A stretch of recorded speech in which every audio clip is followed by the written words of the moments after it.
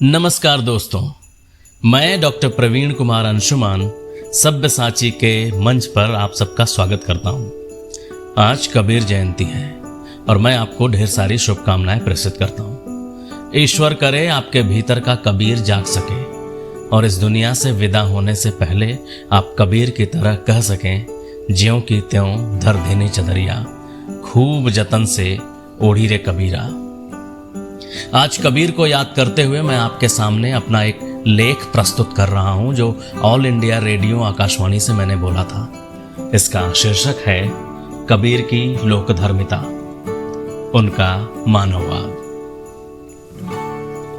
कबीर की लोकधर्मिता उनके दीवानेपन में है, उनकी करुणा में है, उनके प्रेम में है। कबीर का मानववाद उनके गिरह में है, उनके शून्य में है, उनके अस्तित्व में है। मशहूर कवि जलालुद्दीन रूमी ने कहा है, दर इश्क न जिस्मम मो न जानम, चीज़े अजबम नई न आनम, अब्ज जे जमा तो दर जमानम, बेरू जे मकान उदर मकानम, हर जाकी रवम खराबे इश्कम, मन काबवो बुतकदान दानम, हम साए आफताबे जातम, हम मौजे मुहिते बेकरानम। मतलब इश्क में मैं न जिस्म हूँ न जान, न ये हूँ न वो, काल से बड़ा हूँ और काल के पैमाने में समाया हुआ, देश से ऊपर हूँ और देश में समाया हुआ। जहाँ भी जाऊँ मैं इश्क का ही मतवाला हूँ, मैं काबा और बुतखाना कुछ भी नहीं जानता, मैं आफताबे जात यानी ब्रह्मा का नूर हूँ और अनंत सागर की लहर। कबीर का अस्तित्व प्रेम के सागर में समाया हुआ है और प्रेम जब अपने शिखर पर होता है तो मानववाद के लोक धर्म को प्रतिस्थापित कर देता है। इसलिए एक एक शब्द का निरीक्षण करना आवश्यक है। हिंदुस्तान की धरती ने शब्द को ब्रह्म के रूप में जाना है, इसलिए इस धरा पर जन्मे एक एक शब्द समझने योग्य है। यहाँ पर हर एक शब्द एक प्रसव पीड़ा के बाद जन्म लेता है। यहाँ शब्द ऋषियों के माध्यम से अवतरित होते हैं और जब ऋषियों से किन्हीं शब्दों का निर्माण होता है तो उसमें निशब्द की गूंज अनायास ही विद्यमान हो जाती है और शब्द से निशब्द को उपलब्ध करने का मार्ग प्रशस्त हो जाता है। यदि ऐसा न होता तो शून्य की दुनिया के लोग निशब्द को कभी भी शब्द से कहने का प्रयास नहीं करते। इसलिए शब्दों की भी एक यात्रा होती है और जैसे ही हम शब्द की उस महत यात्रा को समझते हैं, हमारा प्रवेश उस गर्भ में स्वाभाविक रूप में हो जाता है जिस गर्भ की ओर ये शब्द इशारे मात्र हैं।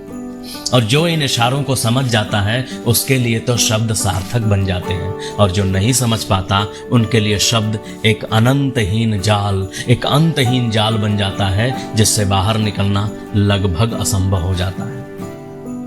इसी कारण तो कबीर जैसे विभूतियां शब्दों को अपनी अनुभूतियों को अभिव्यक्त करने का माध्यम बनाती हैं, परंतु सर्वदा यह ध्यान करने योग्य बात है कि उनका अर्थ उन शब्दों में नहीं होता जिनके माध्यम से वे बोल रहे होते हैं, बल्कि उस गंध में, उस गूंज में होता है जो उन शब्दों के कारण पैदा होती है, इशारों के रूप में।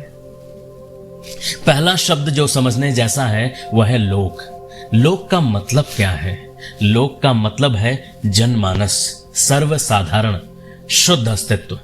अस्तित्व ना कुछ है। यदि हम पूरे अस्तित्व के बारे में विचार करें तो पता चलेगा कि पूरा ब्रह्मांड नथिंगनेस से पूरी तरह आपूरित है, भरा हुआ है। जो कुछ होने की दौड़ में है वह कुछ भी नहीं हो सकता, क्योंकि कुछ की हैसियत इस ब्रह्मांड में कुछ नहीं के बराबर है और जो ना कुछ है वह पूरे ब्रह्मांड में समाया हुआ है। यहाँ तक कि हमारी इतनी बड़ी पृथ्वी भी कुछ नहीं के बराबर है। तो हम सभी जो जीवन में लगातार कुछ न कुछ होने के प्रयास में लगे रहते हैं वो बड़ा ही बचकाना प्रयास लगता है। इसलिए जो इस बात को समझ गए वे कुछ होने की दौड़ से अलग हो गए और ना कुछ को अपने जीवन का आधार बना लिया और तब जो ना कुछ को उपलब्ध हो जाता है, या यूं कहें कि एक दूसरे अर्थ में वह सब कुछ को उपलब्ध हो जाता है। कबीर ने कहा है, हेरत हेरत हे सखी रहे कबीरा हेराए, बूंद समाना समंद में सोकत हेरी जाए। सारी सृष्टि में जो कुछ होने की बात करे वह लोक नहीं हो सकता। ऐसी कोई भी बात, ऐसा कोई भी कर्म जो इस सार्वभौमिक साधारण होने की स्थिति से च्युत करे वह लोक नहीं है। फिर लोक है क्या? लोक वह है जो जीवन को उसकी परम लयबद्धता में स्वीकार करता हो, वह जो अस्तित्व के साथ समाया हुआ है, एकत्व तो साधा हुआ है, लवलीन है वह लोक है।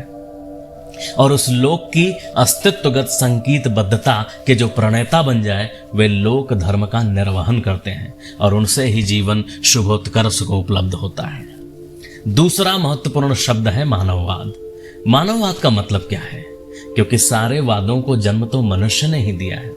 एक अर्थ में सारे वाद मानववाद हैं, मगर ऐसा है नहीं। जिन वादों की प्रस्तावना मनुष्य की बुद्धि के पटल पर संचित की जाती है उससे जन्मे दर्शन को वाद कहते हैं। वो कोई भी वाद हो सकता है। दुनिया में वादों की कमी नहीं है, हम सभी को पता है, मगर मनुष्य के माध्यम से जब अस्तित्व किसी धारणा को प्रस्तावित करता है तब वह मानववाद होता है और अस्तित्व एक है। इसलिए तो परम सत्ता को अद्वैत की संज्ञा दी गई है।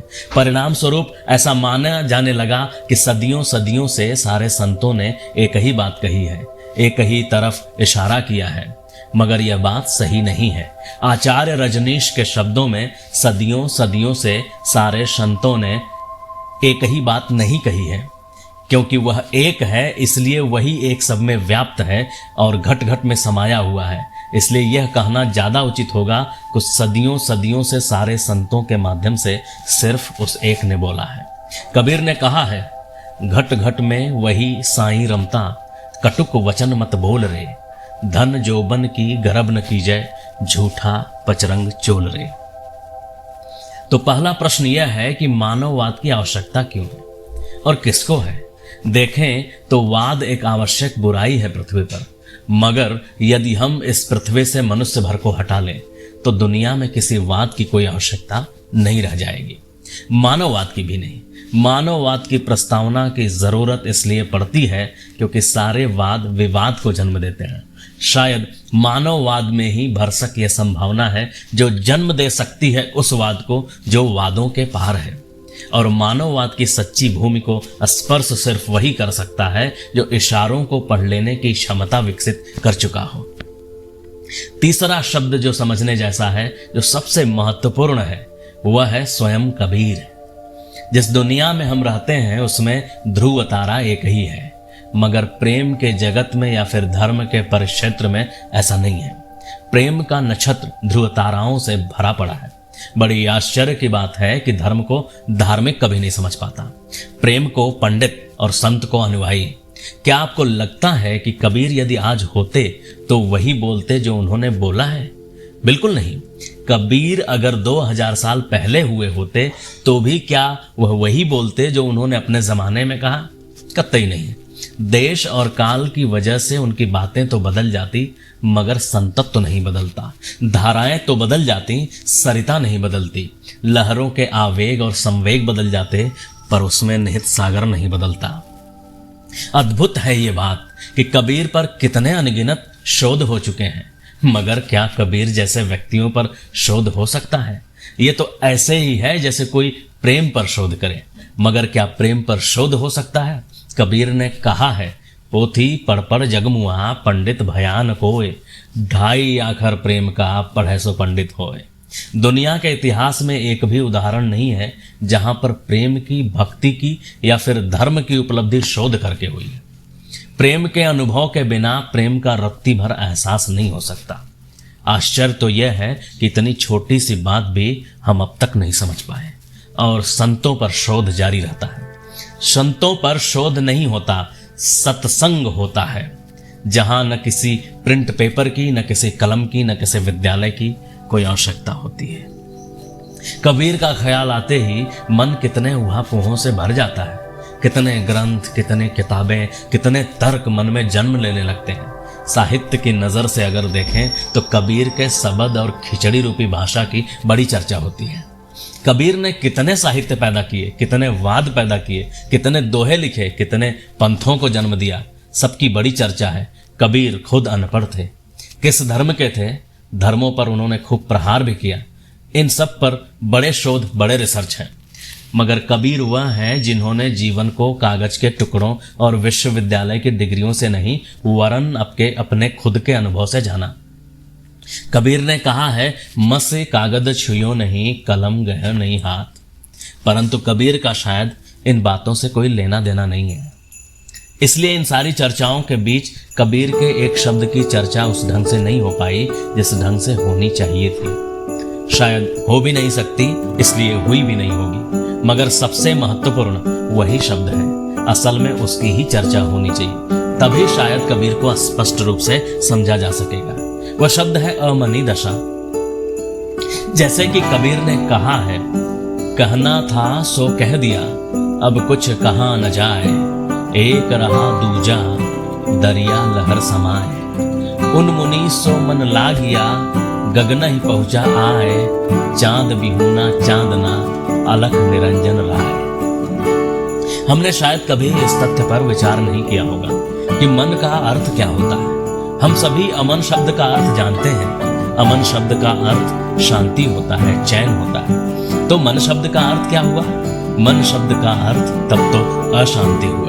ऐसा शायद हमने कभी ख्याल नहीं किया होगा। इस तथ्य का आभास रहस्यदर्शियों को चिरकाल से रहा। इसलिए तो वे मन के चक्कर में ही नहीं पड़े कभी। वे मन का अतिक्रमण कर गए और तब जाके ही उनको उस अवस्था का ज्ञान हुआ जो अनंत रूप में सर्वज्ञ है, जो सर्वत्र समाया हुआ है, समाहित है। अन्यथा मनोविज्ञान के घोर अंधेरे जंगल में वे सारे कहीं खो जाते, जैसे पश्चिम आज खो गया। जहाँ के संदर्भ में फ्रायड जैसा व्यक्ति भी यही कह पाता है कि मनुष्य को कभी भी पूरी तरह स्वस्थ नहीं किया जा सकता।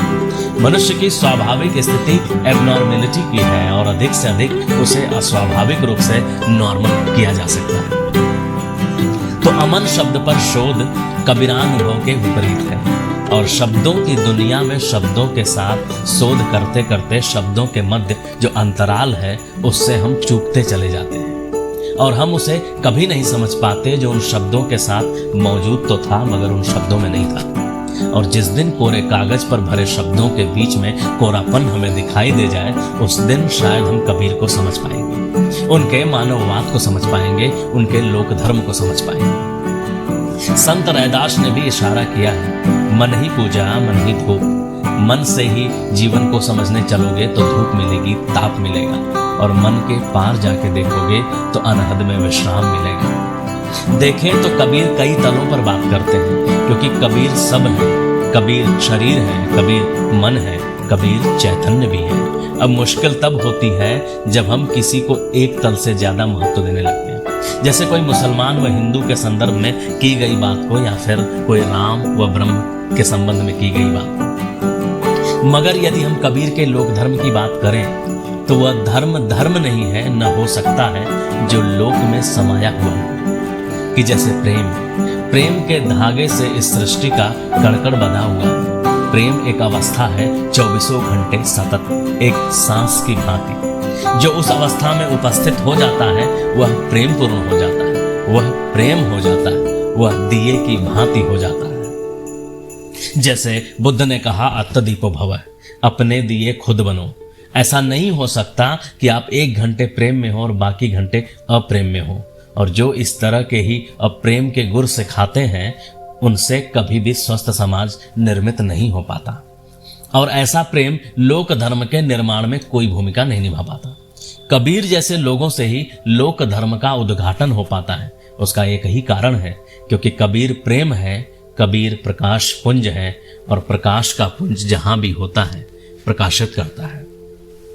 कबीर पर सैकड़ों किताबों के संपर्क में आने के उपरांत इस मर्म को समझने व समझाने की खूबी अगर कहीं सचमुच परिलक्षित होती है तो संभवतः वह ओशो रजनीश की किताबों में है। उनकी हजारों किताबों में से 3 किताबें कबीर पर हैं। कहे कबीर दीवाना, कहे कबीर मैं पूरा पाया और सुनो भाई साधो, जो कबीर के सार सूत्र की ओर बखूबी इशारा करती हैं। कबीर के शब्द की, उनके दोहों की, उनके दर्शन की तार्किक और बौद्धिक विवेचना यहाँ भी की जा सकती है मगर जानबूझकर नहीं की गई क्योंकि वह तो हर जगह हो रही है और कबीर का असली तत्व इन सब बातों से कोई सरोकार नहीं रखता है। जैसे समय और स्थान से संबंधित कबीर की सारी बातें बदल जाएंगी, सार्वभौमिक बातें कभी नहीं बदलेंगी और मध्य तलों की जो बातें हैं उनकी व्याख्याओं का उपक्रम अबाध रूप से चलता रहेगा, लेकिन कबीर जो है वह सदा वही रहेगा, वैसा ही रहेगा। जब तक हम सोचेंगे कि कबीर को समझ रहे हैं, तब तक हम कबीर को चूकते चले जाएंगे। जिस दिन भी हमें यह ज्ञात होगा कि कबीर हमारी समझ के, हमारी बुद्धि के पार है, तब जाकर ही समझ की शुरुआत होगी। इसलिए बड़ा कठिन है कुछ भी कबीर के संबंध में कहना इसलिए कठिन है क्योंकि कबीर अगर होते तो कह भी सकते थे, मगर कबीर तो है ही नहीं, तो कहो क्या और किसके बारे में कहो। कबीर ने खुद ही कहा है, जब मैं था तब हरि नाही, और अब हरि है मैं नाही, सब अंधियारा मिट गया जब दीपक देखा माई। एक तरफ कबीर नहीं है और उनके बाबत बात करना है, और दूसरी ओर धर्म है जो वहां से जन्म लेता है जब ना कुछ अनुभव में आ जाता है। कुछ ना की बात करनी है, कुछ ना से उत्सर्जित होने वाली धारा की बात करनी है, और लोक की बात करनी है जो कुछ ना में पूरी तरह समाहित है, लयबद्ध है। इस तरह देखने पर क्या कबीर के लिए कुछ कहने को शेष रह जाता है? निश्चित ही रह जाता है। कबीर के मुख से बात तब निकलती है जब इस लोक की लयबद्धता में किसी भी कारण खलल पैदा होने लगती हो। जब मनुष्य ऐसे रास्तों पर चलने लगता है जो जीवन के संगीत को, उसकी संगति को, उसके संतुलन को बिगाड़ने लगती है। इससे फर्क नहीं पड़ता कि वह सामाजिक मूल्यों के नाम पर या धार्मिक अनुष्ठानों के नाम पर या फिर दुनिया में तैरती हजार विचारधाराओं के नाम पर, कर्तव्य के नाम पर कि नैतिकता के नाम पर, या फिर देश, जाति और लिंग के नाम पर। कोई भी जब उस लयबद्धता में खलल पैदा करेगा तो वह कबीर के शब्द भेदी बाण के निशाने पर सध जाएगा। इसलिए कबीर को समझना हो तो कबीर बनना पड़ेगा, कबीर होना पड़ेगा, और कबीर बनने के लिए कबीर ने जो कहा है वह काम नहीं आएगा, बल्कि वह जो कबीर नहीं कह पाए, जो कबीर कह के भी कह नहीं सकते थे, वह जो कहा जा सकता नहीं है। कबीर जिस चांद की तरफ, जिस राम की तरफ, जिस नूर की तरफ, जिस अमनी दशा की तरफ इशारा करते हैं, उस इशारे भर को समझने की जरूरत है। और जिस दिन वह इशारा हमें समझ में आ जाता है तो कबीर मेरे भीतर से उत्सर्जित हो जाते हैं, और उस उत्सर्जन में मेरे भीतर कबीर के सारे शब्द सार्थक हो जाते हैं। और सिर्फ कबीर ही नहीं, संतों का पूरा इतिहास, उनका सारा पुराण, उनके सारे काव्य एक पल में समझ में आ जाते हैं। इसलिए आज यहाँ पर ढेर सारे शब्दों की उधेड़-बुन की पृष्ठभूमि में यह सर्वविदित है कि एक एक शब्द कितने महत्वपूर्ण है। मेरी दृष्टि में, मेरे देखने के ढंग में ये सारे शब्द कबीर, लोकधर्मिता और मानववाद एक दूसरे के पर्याय हैं। मेरे लिए ये सारे शब्द एक ही दृष्टि को कहने के लिए प्रयोग किए गए कई शब्दों का जोड़ है, मगर यह भी तो तभी पकड़ में आए जब इशारे समझ में आ जाएं, जब मैं तू में विलीन हो जाए, जब मन अमन में प्रवेश कर जाए, जब लहर अनंत सागर में खो जाए। धन्यवाद।